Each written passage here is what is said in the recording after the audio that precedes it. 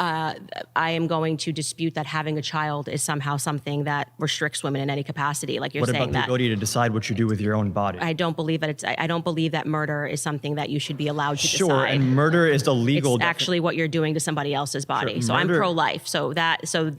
The argument that, well, women will only be free if they're able to, kill off their own offspring, to me is that's a really extremely off-colored. Well, I guess if you frame it that way, everyone kind of has to agree with you. But when we're talking about abortion, when 99% take place in the first few weeks, when there's no thalamus, there's no cortex, there's no capacity for consciousness in the fetus that's developing, saying that fetus that has no capacity to be conscious, aware, anything else, should have the same rights, same bodily autonomy as a woman, that is an obvious. I mean, you're making my point for me. That you're actually making a point that people who are are born with tremendous disabilities should just be killed because of cognitive functions and ability. I don't remember saying that. When did I say that?